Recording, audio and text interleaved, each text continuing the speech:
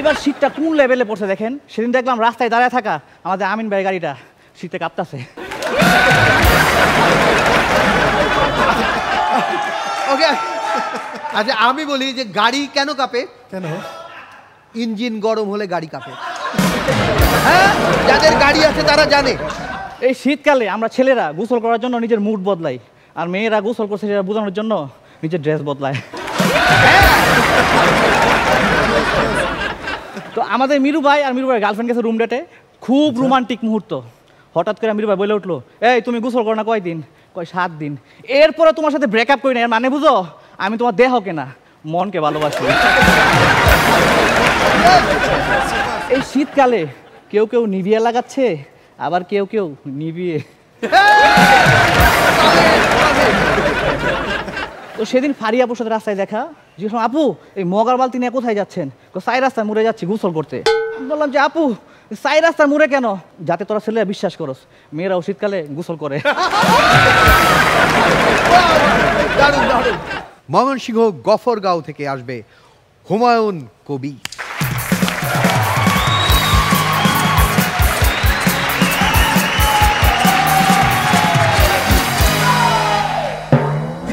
ইফতিয়াক ভাই আপনি অনেক কিপটা, একটা জোকসও দেন না, একটা চুলও দেন না। আসসালামু আলাইকুম। আসসালামু আলাইকুম। হ্যাঁ আসসালামু আলাইকুম। তো আসতে বাজানকে জাহাঙ্গীর ভাই খাইতে দেয় না? গোসল করতে ভয় লাগে না, শুধু নড়ে গেছে বিশ্বাসের ভিত। গোসল করতে ভয় লাগে না, শুধু নড়ে গেছে বিশ্বাসের ভিত। রনি ভাই একটা সোয়েটার হবে, আজকে বড্ড শীত। এই শীতকাল আইসা পড়ছে, এটা বোঝা সহজ উপায় কি? যখন দেখবেন মা ফুলকপি দিয়া ডিমের ঝোল, ফুলকপি দিয়া মাছের ঝোল, ফুলকপি দিয়া মাংসের ঝোল, ফুলকপি দিয়া ফুলকপি ঝোল রান্না শুরু করছে, ঠিক তখন। এবার শীতটা কোন লেভেলে পড়ছে দেখেন। সেদিন দেখলাম রাস্তায় দাঁড়ায় থাকা আমাদের আমিন ভাইয়ের গাড়িটা শীতে কাঁপতাছে।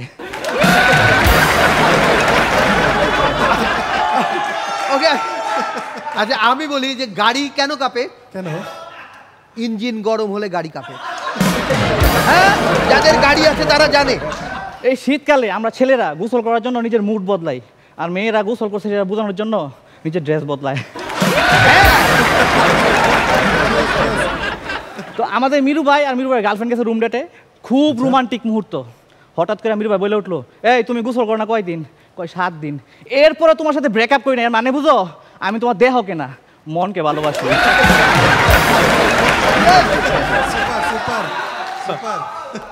সকল ভাই বোনদের উদ্দেশ্যে বলতেছি, হ্যালো বাবু আমি গোসল করছি, তুমিও গোসল করে নাও।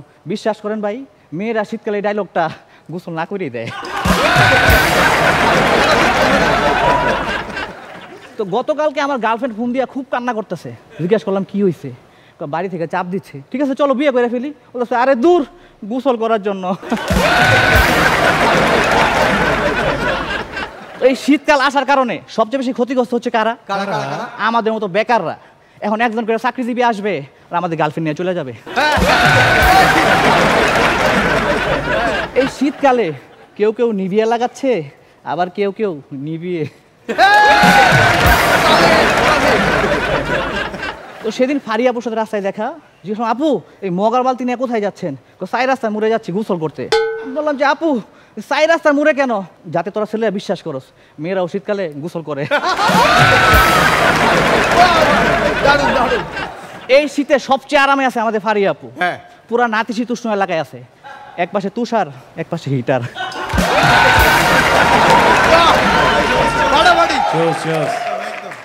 তো রনি ভাই শীতকাল তো আইসা পড়ছে, বেসদিন শুধু ঠুটেই লাগায়েন। তো সব শেষে বলতে চাই, শীত এসেছে সব ভুলে যাই মৌনহিতাহিত। শীত এসেছে সব ভুলে যাই মৌনহিতাহিত। আসুন ধনী গরিব সবাই মিলে উপভোগ করি শীত। ধন্যবাদ।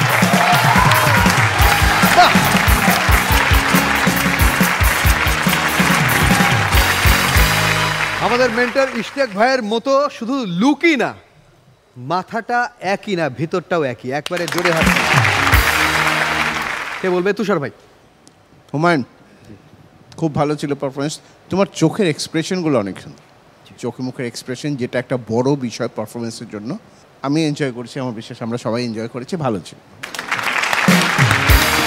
শবনম ফারিয়া। ভালো ছিল, আরো ভালো করতে হবে, বেস্ট অফ লাক। আচ্ছা, শবনম ফারিয়ার কাছে জানতে চাই, শীতে আপনি গোসল নিয়মিত করেন? কারণ আমার তো শুটিং থাকে, হ্যাঁ, সো আমাকে নিয়মিত শুটিং গোসল করতেই হয়। একবার প্রত্যেক সপ্তাহেই? প্রতিদিন শুটিং থাকে। আচ্ছা, এখানে কারা কারা আছে যে গরমের সময় 2-3 বার করে গোসল করে? কারা কারা?